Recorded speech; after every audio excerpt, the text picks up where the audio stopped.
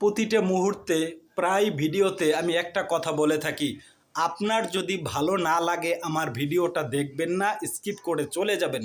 আর যদি ভালো লাগে অবশ্যই ভিডিও রিলেটেড একটি কমেন্টস করে যাবেন, তাহলে আপনার উপকার আছে। কিভাবে?